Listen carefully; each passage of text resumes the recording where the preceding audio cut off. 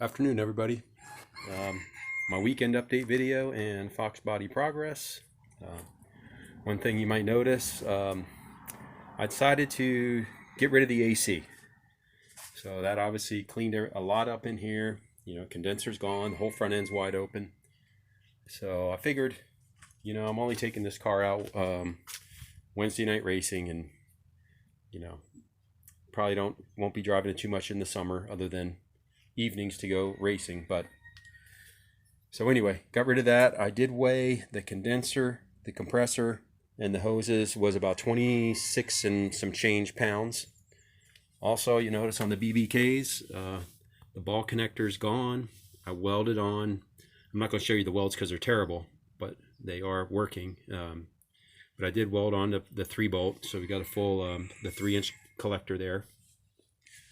So I got that done. I also, for my wideband, welded on a O2 bung on my collector. Again, not real proud of the welds, but for my second time, I guess it's all right. But anyway, that'll be for my wideband, and then the O2 sensors in there are the stock ones. And then today I also did the torque box, lower torque boxes.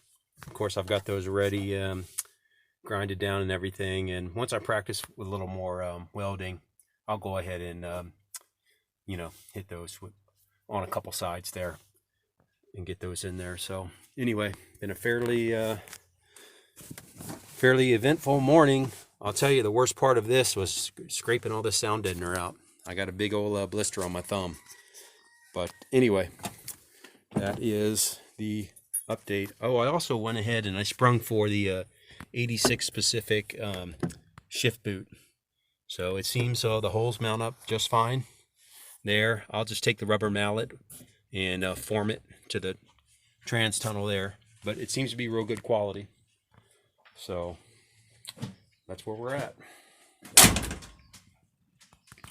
Getting ready. I think the porter said the heads should be back pretty soon. So just waiting to throw those on there, and we'll drop it in.